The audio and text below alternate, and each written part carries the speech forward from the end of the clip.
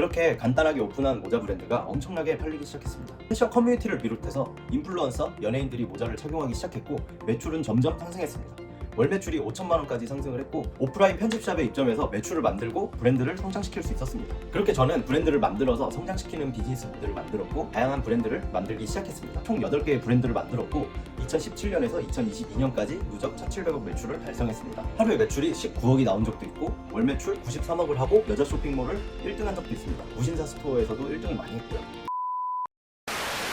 반갑습니다. 13년차 마케터 최갈비입니다. 오늘은 제가 처음 무자본으로 창업해서 1,700억 매출을 만든 이야기를 하겠습니다. 해당 매출은 2017년부터 2022년까지 측정된 매출입니다. 총 8개의 브랜드를 만들었고 광고비를 100억 이상 직접 사용했습니다. 저는 19살에 무자본으로 처음 쇼핑몰 창업을 도전했습니다.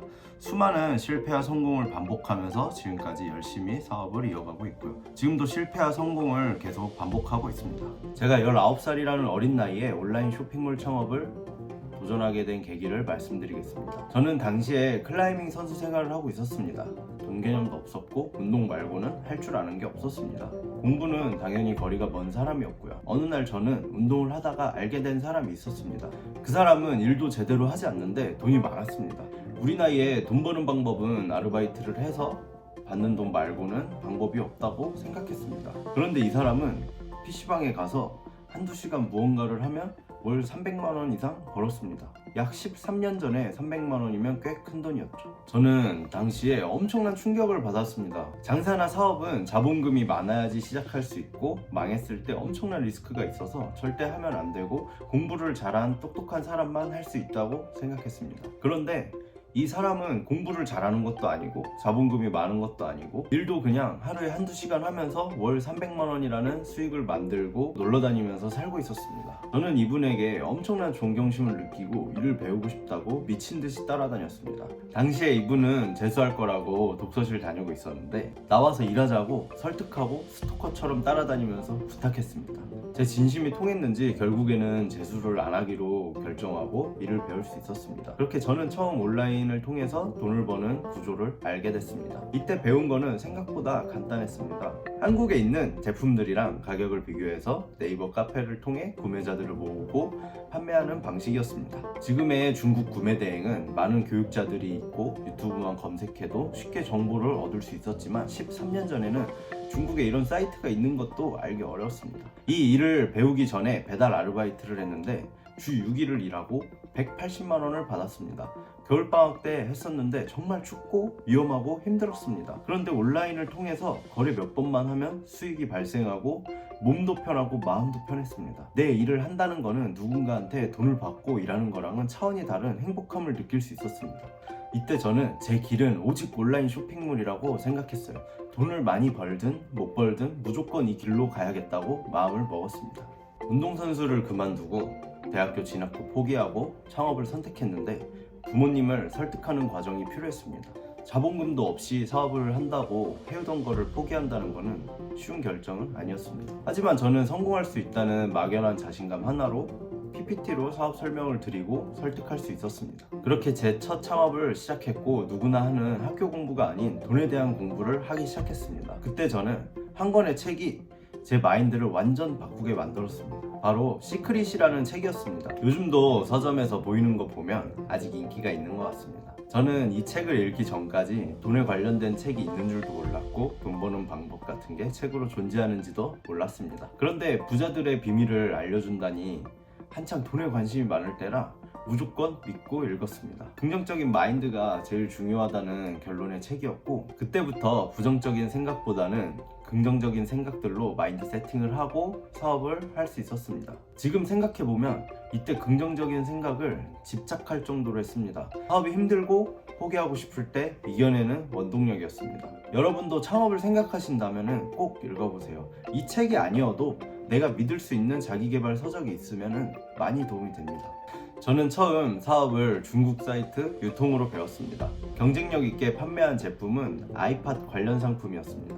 이때 애플 매니아들을 네이버 카페로 초대해서 관련 상품을 판매했습니다. 중국 판매자가 바로 배송을 해주기 때문에 네이버 카페에서 주문을 한 번에 받고 판매자가 소비자에게 보내주는 방식으로 판매해서 따로 자금이 필요하지 않았습니다.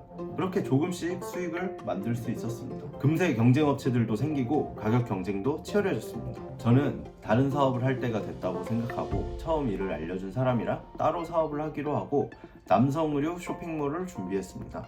예스.